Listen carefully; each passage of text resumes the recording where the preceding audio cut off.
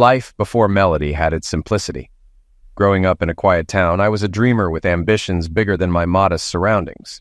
My father wasn't around, and my mother did her best to raise me and my sister, teaching us resilience through her unwavering determination. I learned early that life wouldn't hand me anything. I'd have to fight for it. My passion for business grew as I watched local bar owners thrive. To them, it wasn't just a livelihood, but a connection to the community. I spent hours poring over books about entrepreneurship, eventually taking online courses to shape my vision. I vowed that one day I'd own a place of my own, a haven for locals and visitors alike. There are days when nothing seems to go your way, and all your efforts feel like a waste. On those days, staying in bed and hiding under the covers feels like the best choice. Being the person everyone looks to for answers, especially at home, often weighs heavier than it should. For me, the trouble began when the phone rang early one Saturday morning. The police informed me my bar had been broken into. I rushed to get dressed and leave, only to find I had a flat tire on top of just getting a few hours of sleep. In a hurry, I took my wife's car since it was Saturday. The thieves had stolen most of the liquor and left the cash locked in the safe. One officer said they'd even driven their car through the front doors. I figured it'd be at least 2 weeks before the bar could reopen. The police classified it as a robbery.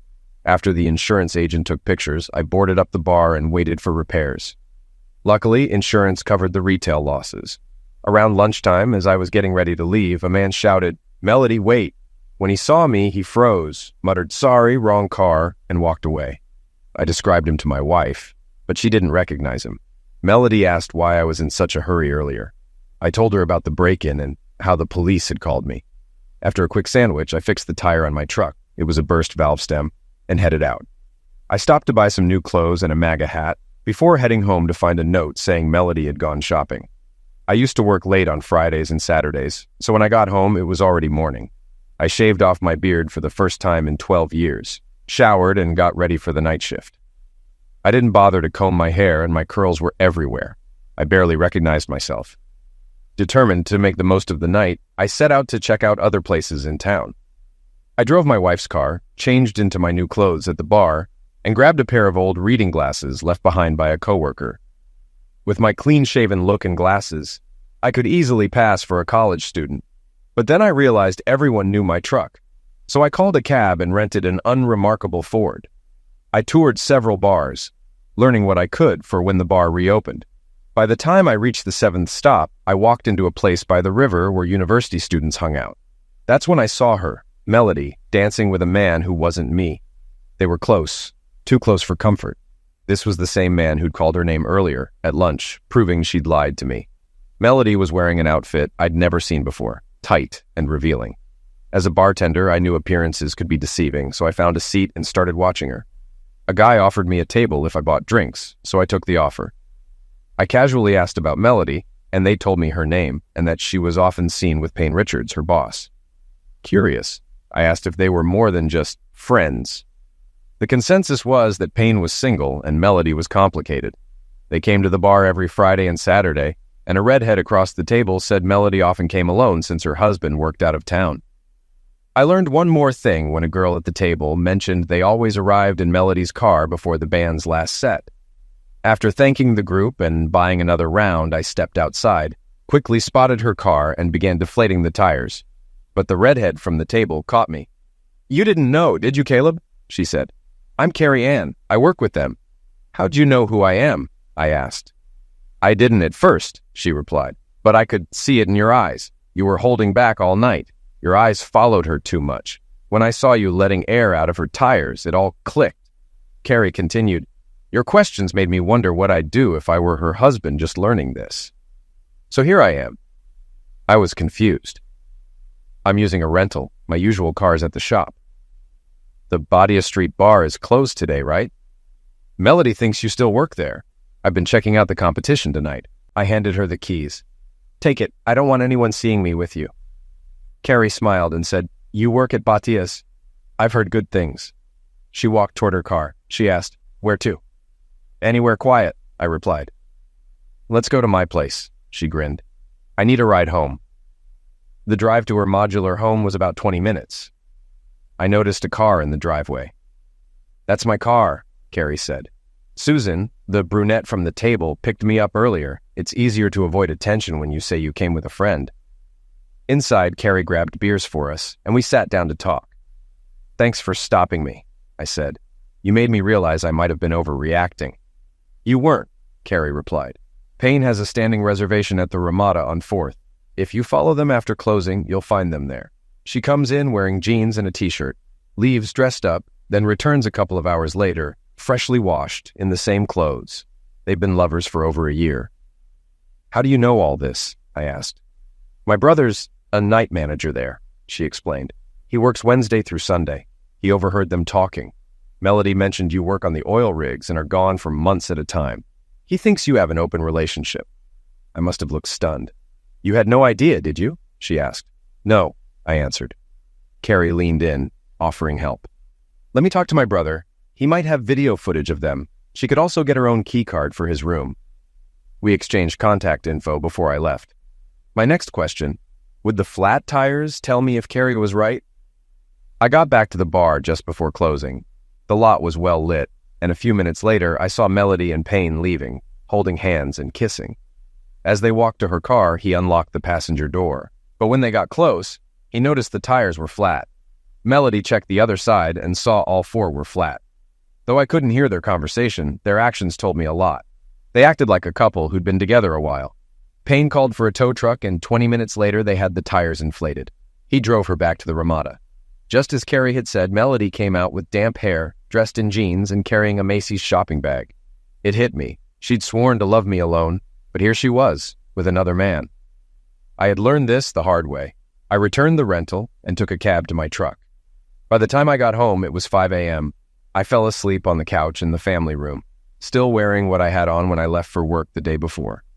Melody had no idea her secret was out. I met Melody when I was dragged into a double date by a friend. Her family was visiting cousins and she had to come along. The moment I saw her, shoulder-length black hair, striking blue eyes, I was hooked. She had those Betty Davis eyes, the kind that felt like they could look straight into your soul. Even without makeup, she was stunning. Her father was strict and didn't allow it. She won me over. I kept visiting Melody every weekend for 2 hours, against my father's wishes. Eventually, my persistence wore him down. She went to college, I worked and took online business courses. By her sophomore year, she was engaged. The next summer, the bar went up for sale, and I helped her father with a few visits. After his team made some wood deliveries, I pointed out the bar's need for a full renovation. He agreed, and I spent an hour explaining what needed to be done. He ended up lending me money from his retirement fund at 6% interest and helped me gut the bar. Together, we built it back up, saving on labor costs. 10 years later, I had paid off most of the loan, reducing it from $200,000 to under $20,000. The bar was now worth double what I'd paid. Keeping his word was important to him. Then Melody's parents pushed us to start a family. I was ready, but she wasn't. I finally understood why. She didn't think I was good enough to be the father of her children. I applied for a commercial loan at the bank and was approved for an overdraft, provided I paid off her father by Wednesday. When I handed him the final payment, he handed it back to me, signed, saying, "You still don't own the bar's name." He explained he'd sold the designs multiple times, doubling his investment. He also gave me a letter stating the mortgage was paid in full. The next day, I paid off the loan and was left with only the overdraft. The bar repairs were moving forward, but Melody remained oblivious, still focused on other things while I was working on the business. On Friday night, I went to their usual hangout, disguised. I sabotaged her squad car by plugging the exhaust and adding sugar to Payne's company car's gas tank. Then I joined them inside, watching them continue to flaunt their affair. They were so caught up in each other, they didn't notice anyone else. Carrie Ann stayed close to me, trying to calm me when I tensed up. I slipped the bartender $100 with my email on it to get his attention. I told him I'd pay $500 for the best video of Melody and Payne by the end of the month, with the caveat that no one could know about it. He agreed to help, even offering to get some Spanish fly for the party they planned. I thought it was a perfect plan, especially since the bar was reopening soon. That night, Melody came home at 3 a.m., creeping around like she didn't want to be caught. She was talking on the phone for a while before joining me in bed. The next morning, I checked her phone records and found she'd talked to Payne after I got home. She'd even sent a message to her sister, saying she'd cover for her by claiming she'd spent the night there. I took a picture of the message, though I later got the explanation that she had been visiting family. The following Tuesday, Carrie Ann texted me, "Can we meet?" I agreed, and we met at the truck stop. When I arrived, she was waiting with a big smile. I had just started growing a mustache and goatee, and she took a picture of me for her contacts. Carrie told me she liked the way I looked. Unfortunately, Melody hadn't noticed the change. I sat down and said, "Hi, Red. You look happy." Carrie replied, "I'm Caleb. You will be too after seeing what my brother gave me this morning. But he wants you to cover his printing costs." I ordered a big breakfast, 3 eggs, toast, sausage, and bacon. Carrie ordered a cheese omelet. We both had coffee and orange juice. The info Carrie shared showed that Melody had had her own keycard to Payne's hotel room for over 6 months. He'd been using it regularly, 4 days a week. That evening, I showed Carrie the message Melody had sent to her sister, explaining her lies. "What are you going to do?" Carrie asked. "Get a divorce? There's a special party for Melody and Payne next Saturday. I hope I get a bunch of tapes." "I'll show all the evidence to her father and file for divorce," I said. "I'll have it videotaped too." Carrie asked me to email her the full package when it was ready. "Why?" I asked. "Payne's corporate car is totaled, and the smell from Melody's car might do the same," Carrie explained. "Let's tell them an angry husband's behind it," I joked. "When do you want it shipped?" Carrie giggled. "How about we have her serviced at the same time?" I laughed. "You're something else." Later, I arranged to get fake birth control pills from a friend who was a pharmacist. He replicated everything, including the labeling. On Wednesday, I had the sugar pills ready before Melody came home. I had already swapped them out. Then luck struck. On my way to work, a driver ran a red light and hit my truck. It was totaled. I had to be cut out of the wreck and was taken to the hospital. Melody and her parents met me there. After 6 hours of exams, the doctors told me to rest for at least 2 days and avoid driving for a week. Melody stayed home to look after me. By Saturday, I was getting impatient. I told her I was ready to go to the bar, so she drove me there. I told my staff I wasn't working, just checking on the changes I'd made. Sales had doubled, and the place was packed by the time the concert started. We were also starting to attract lunchtime customers thanks to daily specials. The restaurant closed at 8 p.m., but afterward, the cook served pickled eggs and sausages. He was an older guy who had retired too early and wanted something to do.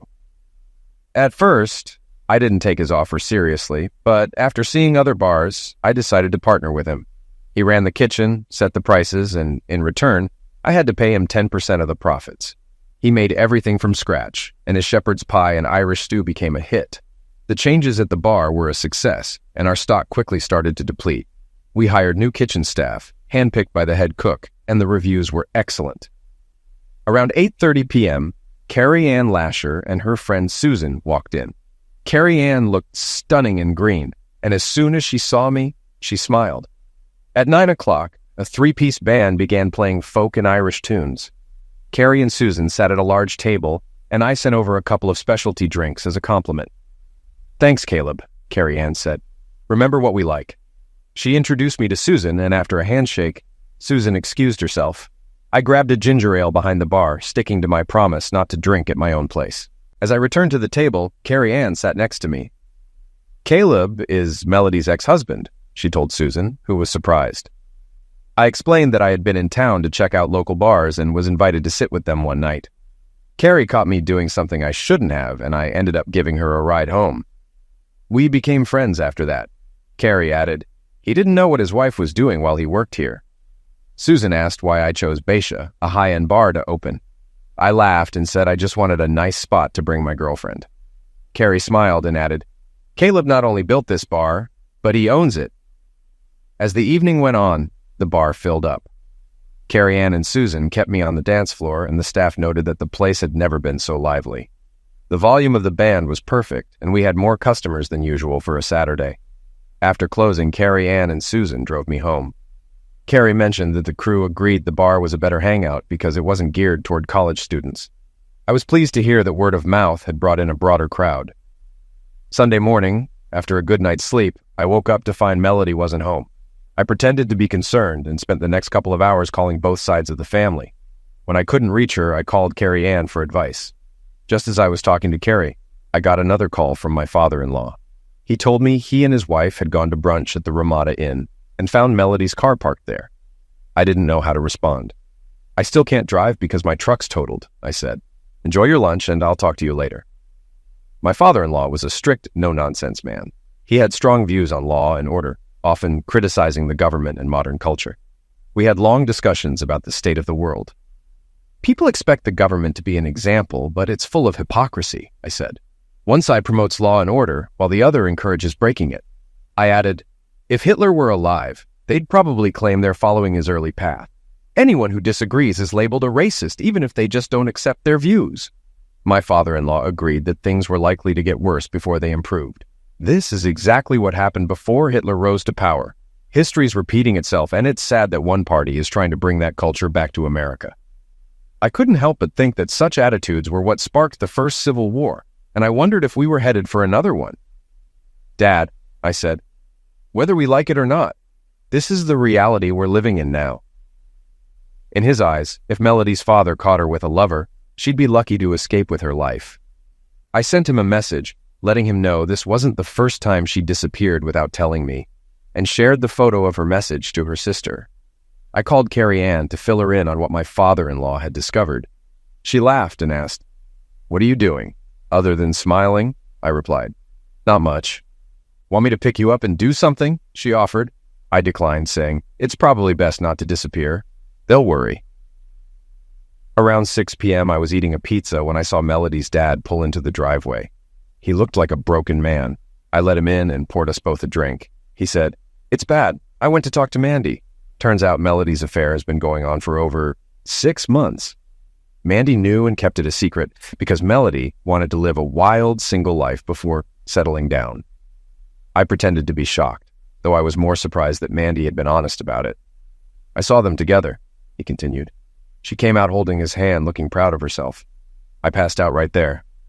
He added, "I came here because I think this will be the last place the cops will look for me."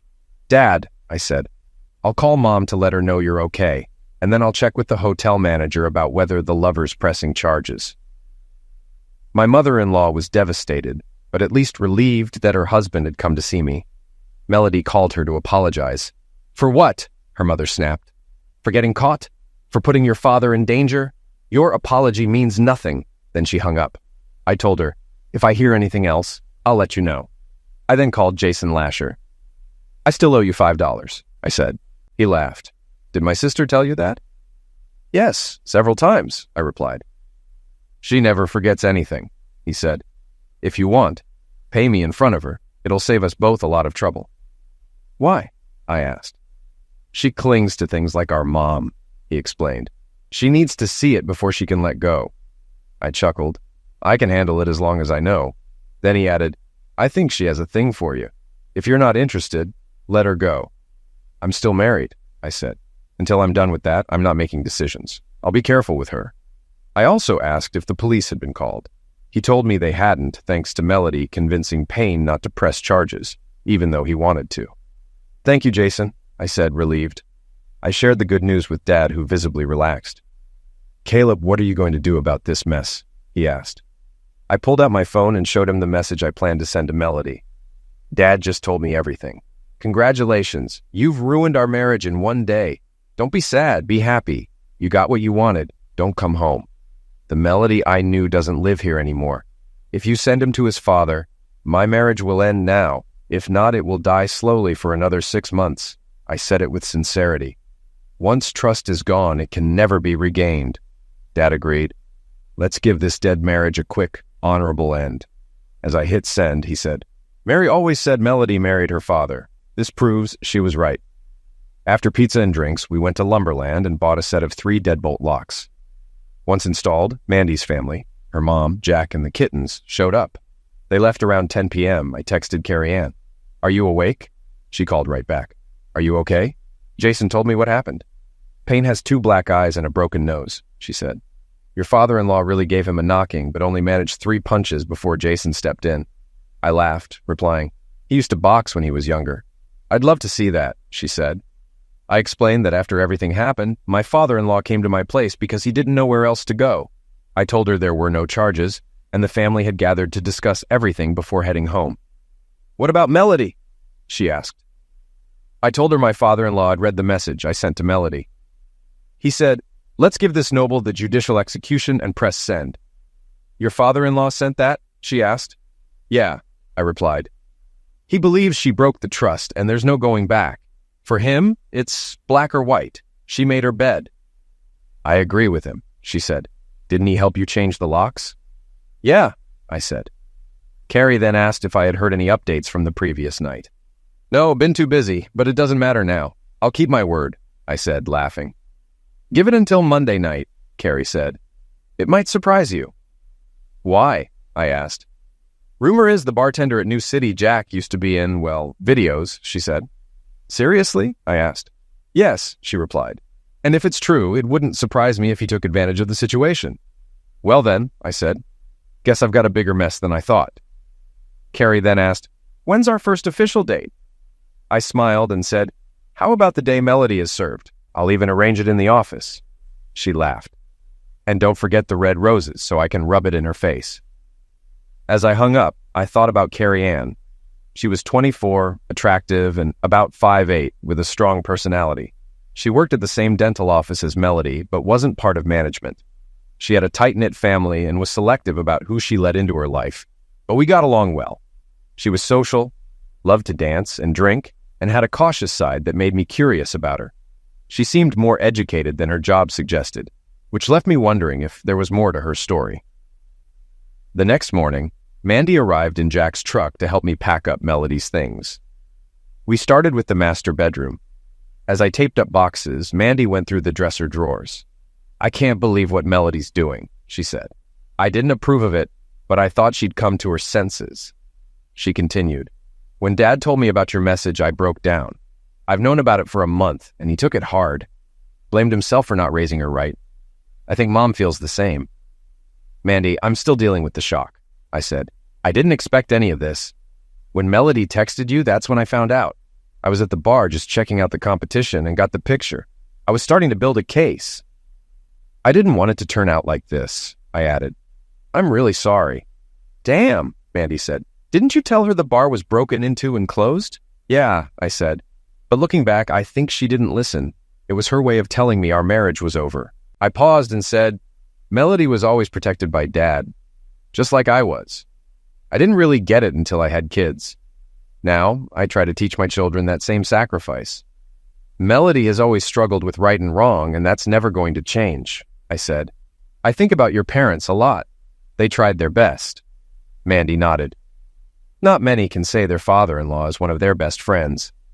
After Mandy got to her sister's underwear, she asked for scissors and cut out the crotches and between the cups of Melody's bras before packing them.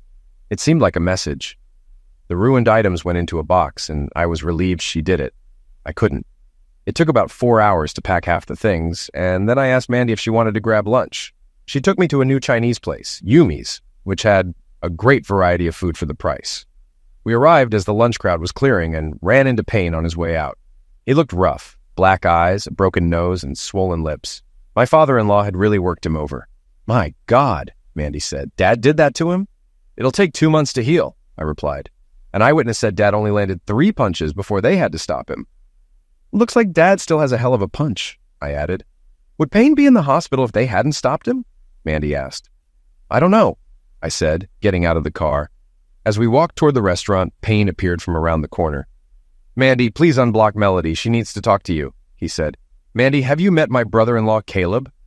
I stepped forward and Payne's face went pale when he saw me. He raised his fist, ready to fight. If that's what you want, Payne, fine, I said. Mandy will tell you it was your fault. When Mandy confirmed that, I kicked Payne hard in the balls. As he doubled over, I punched him twice, then kicked him again. I didn't realize it, but I needed that release. We went inside, ordered drinks, and sat down. Mandy asked, Did my dad teach you those moves? Not exactly, I said.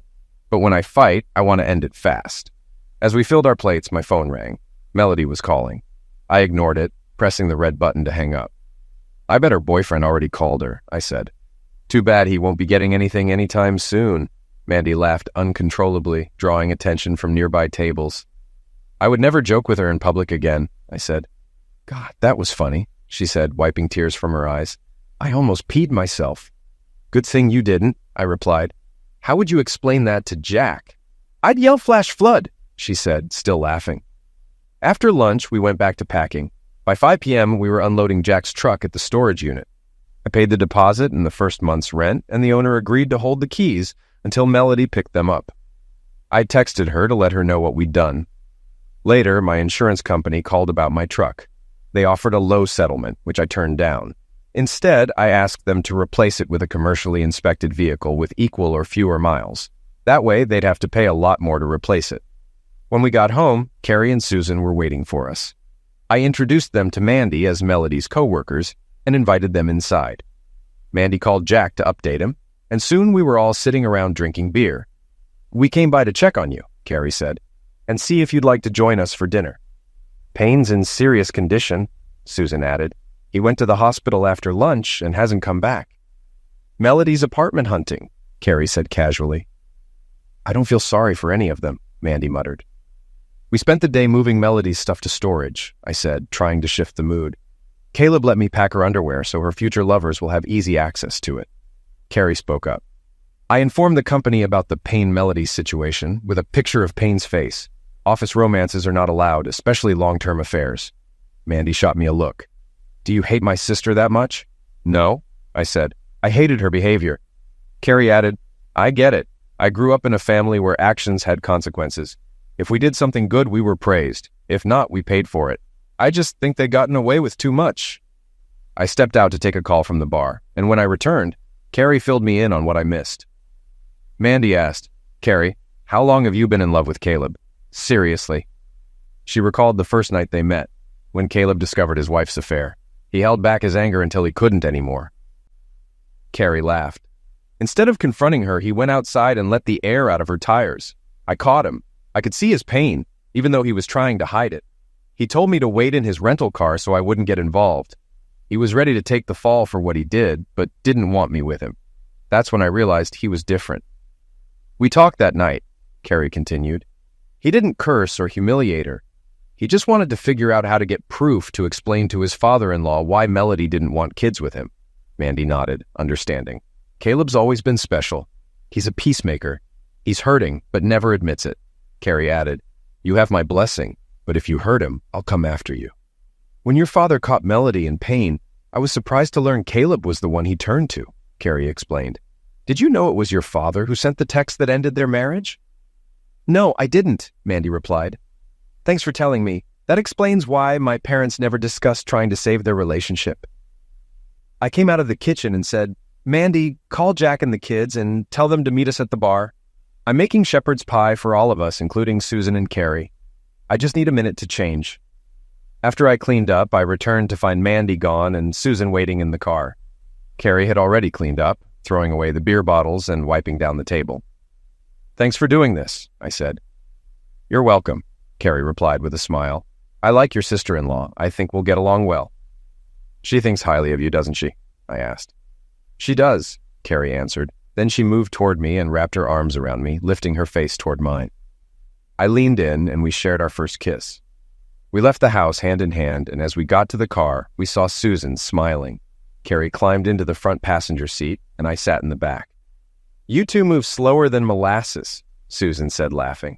"We're taking small steps until everything's sorted out," Carrie said. "You know I want to be a stay-at-home mom when I have kids with a husband who shares my values." We arrived at Bithia's house, where Mandy and Jack's kids ran up to me, hugging my legs. They'd spent the day with their grandmother. I walked into the bar with a little girl in each hand, and Jack opened the doors for us. I heard Mandy telling Carrie, "I'd be a great father. My daughters just adore him. When they're upset, he's the one who can calm them down and help them sleep. You have no idea how many times I've called him to come work his magic," Mandy added. I made a mental note to get a couple of bar stools. Mandy backed the truck into the store, and the shepherd's pie got rave reviews from everyone, even the older guests. Mandy made a mess of it, which meant it was on me too. As she sat on my knee, Carrie focused on me and my niece. For dessert, the chef made something new. I laughed as Carrie finished her first drink and then took a sip from mine. She was surprised it was just ginger ale. "You're being naughty," she whispered. I chuckled. I promised myself I wouldn't drink at this bar before it opened, and so far I've kept it. I'm not sure what I said, but it brought tears to her eyes, and she looked proud. My assistant called to update me that bar sales were up 16%, with food sales hitting over $1,000 for the first time. When the check arrived, I pulled out my debit card to pay, handing my niece to Lynn. Susan asked, "Why are you doing this?" "Even though I own the place, it's still a business," I explained. "I want my employees to be honest, so I have to be honest too. By paying my bill like any other customer, I'm showing them I won't tolerate them walking out without paying." "A lot of people wouldn't do that," Carrie said, "but it makes sense." I added a 20% tip and put my card away. After saying goodbye, Susan and Carrie drove me back to the house. I checked my email to follow up on Saturday night's events. Carrie was right. A bartender named Jack from New City sent me a 2-hour professionally shot video titled Surviving University Night, featuring Melody Corbett and Payne Richards. The footage was shot from multiple angles and was now being sold on a paid adult site. The email included the contracts they'd signed, legally witnessed, and mentioned that the video was now generating revenue overseas. The note added, "This will help you in a divorce negotiation." I didn't mind. It was true that Melody would make sure her parents never saw it. I texted Carrie to let her know. "You got it right," I wrote. The video of Melody and Payne is up on a paid adult website now. I waited for a response, but nothing came right away. After a while, there was a knock at the door. I had just finished showering and was in my pajamas. When I opened the door, Carrie stood there grinning. But she wasn't just Carrie. She had clearly lost weight, at least 20 pounds, especially around her chest. She'd gone from a size 10 to a slim size 5. "Wow," I said, taken aback. "Who are you and what have you done to my Carrie Ann?" I asked in shock. "You like it?" Carrie grinned. "I've gotten rid of my body shape for good." Her tone shifted. "There's something I need to explain, and your message makes it easier. We've been investigating Richards Dental Supply Corporation for over 2 years. I was confused. "Why?" Carrie took a breath. "I'm an FDA investigator. They put me undercover to make sure I didn't look like the woman Payne was targeting." I still didn't understand. "They import all their materials for false teeth from China," she explained. "They've been underpricing in the market, and we needed to do a forensic audit to find out why." Carrie paused. "It took so long because they used 3 different companies to hide the sources. It was a complicated search." I couldn't believe what I was hearing. "Richards has been selling contaminated materials for over a decade, making huge profits. Most of the plates sold have lead in them," she continued. "Payne's been stalking married women for years. Melody's his next target. She'll eventually realize he never loved her. She was just someone for him to use." "I came into your life and distracted you," I said, feeling a bit guilty. "Is Susan an agent too?" I asked, trying to piece things together. "Yes, she is. I met her in my first year of college. We were both accounting majors." Carrie paused again. "Before we go any further, I need you to send that video and any other info to my agent at the FBI. Jack the bartender is doing the same thing with others. We sent the info together to help connect the dots and bring down the whole group." I poured her a glass of white wine and grabbed a beer for myself.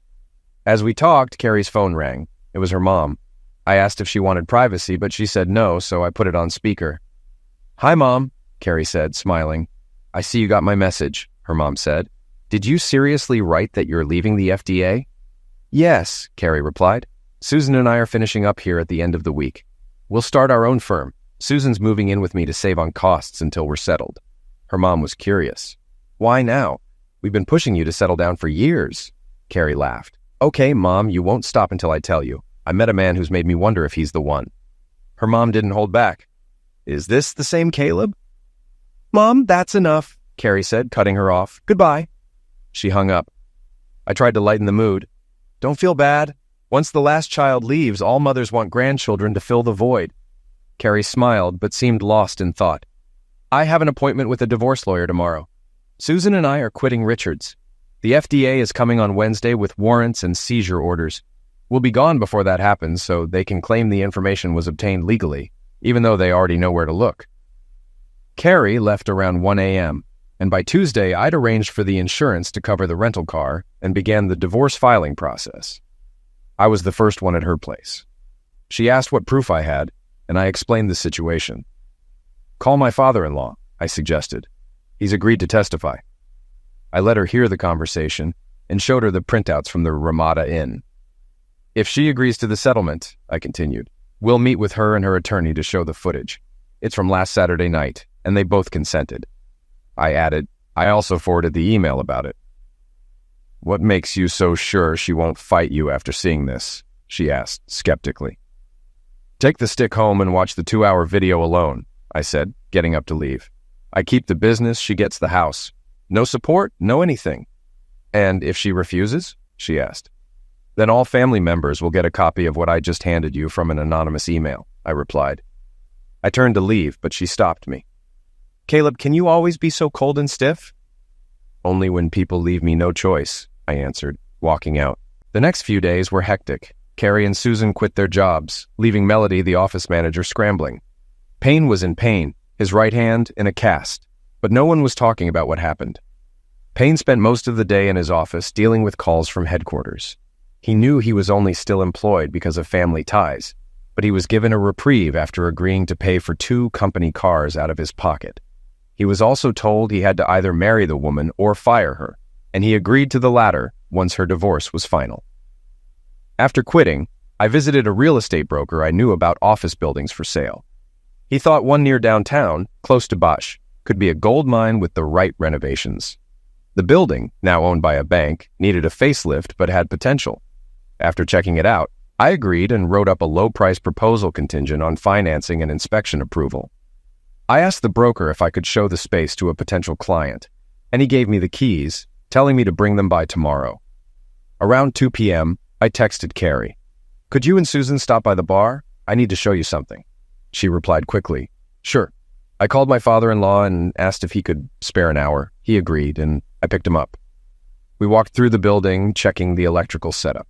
As we inspected, he pointed out a few things the inspector might miss, which could be useful during negotiations. Smart move, he said. You can always go up, but not down. I think you should go for it. Do you have anyone in mind? I asked. 2 ladies starting their own accounting firm, he replied. They're working with Melody and me, especially since I may have to sell Bosch, he smiled. If you get it, I'll help you remodel. It's bigger than your current place, and there's plenty of parking. Mandy says you're friends with them. She thinks they're good people. Thanks, Dad, I said. Do you think Melody will claim the business in the divorce? He asked. The Melody I used to know probably wouldn't, but the one I'm divorcing probably will. She'll blame me for everything to justify her actions, I replied.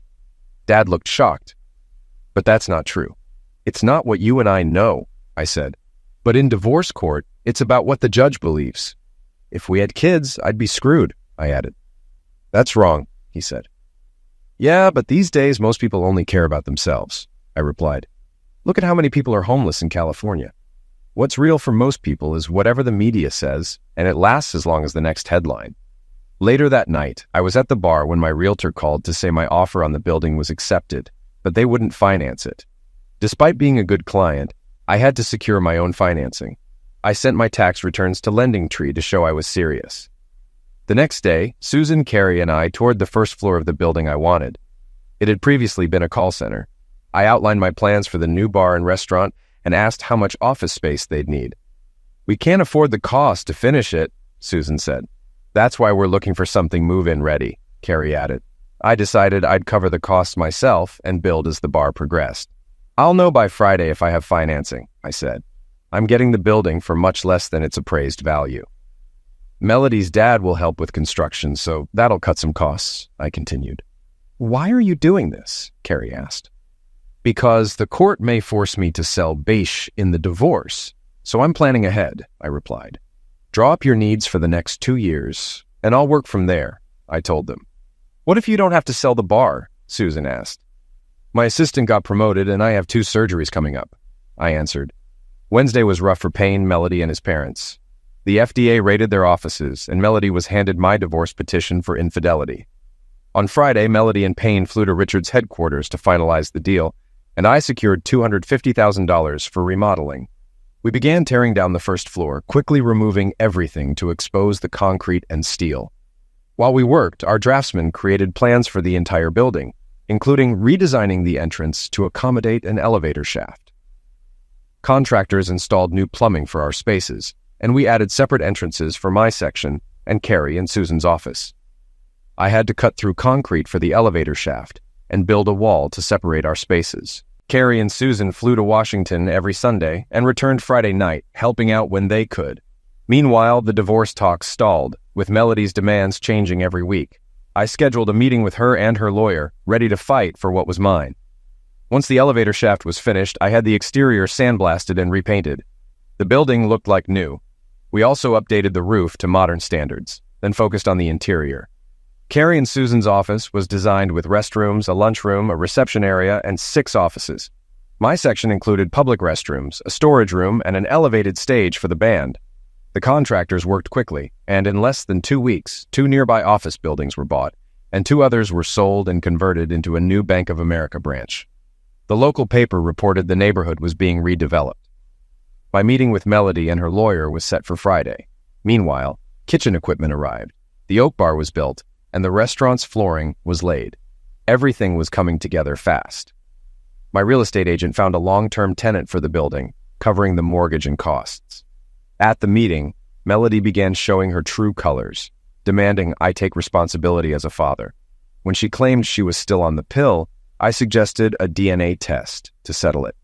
Then, I had my lawyer show her the contents of the disc I'd given her. Her face went pale as she saw the video, which had over 2 million views at $5.99 each.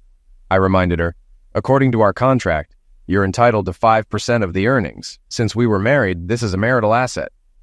I'm giving you the weekend to come up with a fair agreement, I said. Otherwise, this video will be made public on Tuesday. The room fell silent. I stood up and added, we both know who the father of your child is. His name is Payne. Live with it. I walked out, leaving her to face the consequences of her actions. 10 minutes later, my divorce lawyer called with an offer. Melody would give me $350,000, let me keep the business and the house, but I had to agree to never discuss what I knew or claim rights to the video. Draw up the settlement, but hold the funds until I sign, I said. How soon can we finalize the divorce? We can set a court date now, but it'll be official 30 days after the judge signs, my lawyer replied. I got dressed up and waited for Carrie and Susan to arrive on their flight. I had roses, red for Carrie and yellow for Susan, and handed them each a check. They both kissed me in thanks. We grabbed their luggage and I led them to the new sedan I'd bought with my cash settlement. Before we head home, I want to show you the finished offices, I said. The rest of the building is rented to a group of lawyers. Carrie asked, how bad was it? Worse than we thought?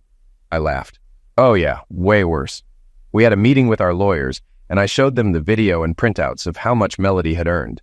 Since we're treating all property as marital, 50% of the income from this video belongs to me. Carrie teared up with relief. Now we can officially date, I explained. I get to keep my business, my house, and $350,000. Melody has a week to move her stuff out. What will you do with the house? Carrie asked. I'm selling it.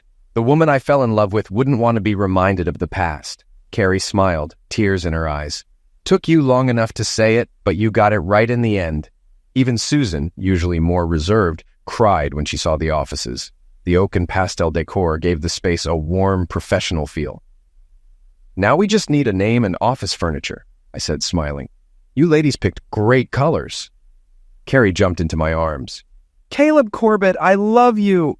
Damn it, I laughed. You made me wait so long to hear that. No more waiting, I said, kissing her. Later, we took Susan to Carrie's house, where they now lived. It was the first time Carrie had come home with me, and we spent the evening catching up. The next day, we went to breakfast at our favorite deli and then ring shopping. Carrie found one she liked, but hesitated at the price. I asked the salesman to bring it out so she could try it on. It fit perfectly. As she admired it, I paid for it. It's too much for something I'll only wear for a few months, Carrie said. Put it away for our daughter when she turns 16. I shook my head. No, it's for you now. Even the salesperson was teary-eyed as she processed the sale. Carrie's first call was to Susan. We arranged dinner at Baisha restaurant. Carrie invited her parents, who were eager to meet the man who brought their daughters back home. I called my former father-in-law and his wife, who also wanted to join. I shared that Melody and I had reached an agreement, and the divorce would be finalized soon. I learned that Payne and Melody had gotten engaged, but hadn't spoken since. I asked Mandy to bring her family and called my chef to prepare a special meal. He agreed to make a traditional Irish lamb stew with cedar cookies and his own twist on each dish. He also ordered Irish coffee for everyone, except me. Unexpectedly, he booked a private table in the back of the restaurant for some much-needed privacy. Daniel and Mary, my in-laws, arrived first, giving me the chance to introduce Carrie to them. The biggest surprise came when Carrie's parents, Bob and Roseanne Lasher, showed up.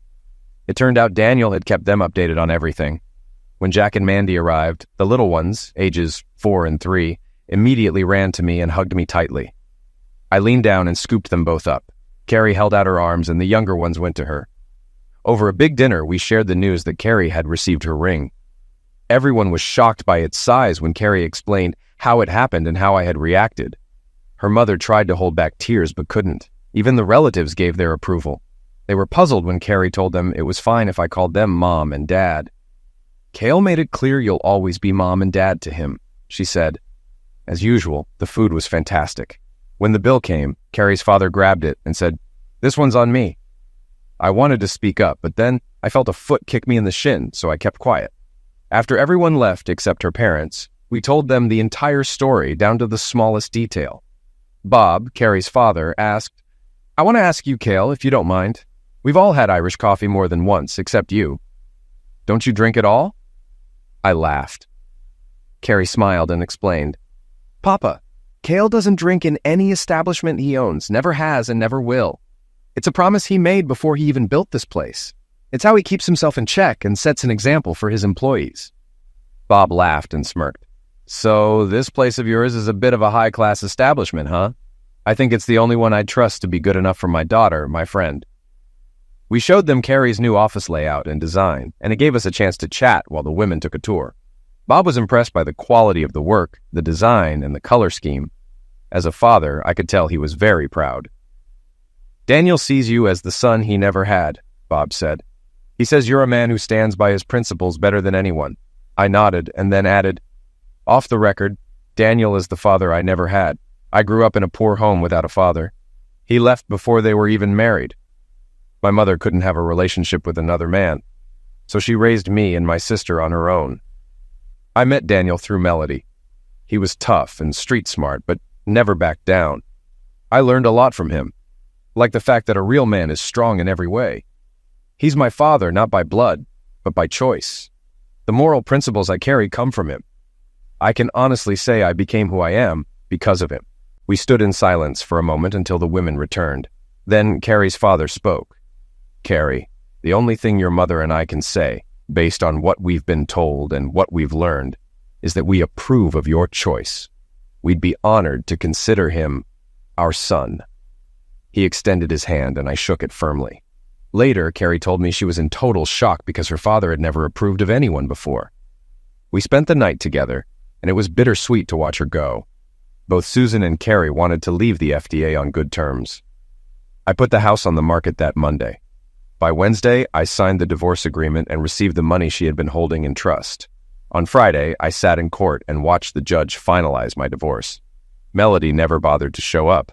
I picked up my assistant from Bythia's on Bythia and took him to the new bar. He loved the layout and the kitchen. The city council had granted us all the necessary permits. It was a sports bar taken to the extreme. All that was left was to name it. "Charlie, you've been with me from the start. Would you agree to leave Basha and run this place as general manager?" I asked. "Yes, of course I will," he replied excitedly. $75,000 a year, I said, with a 10% bonus each year based on net income. Charlie was stunned.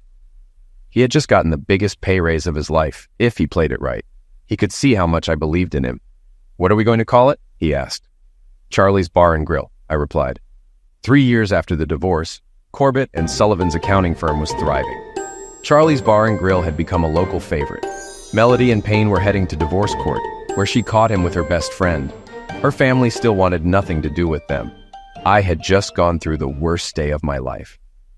I didn't realize my wife, Carrie, had so many names for me. Every time she had a severe labor pain, I got a new name. The twins were born 20 minutes apart. First a girl, then a boy. Both had Carrie's fiery red hair. Both sets of relatives were in the room when we announced their names. Daniel and Robert for the boy, and Rosemary Ann for the girl.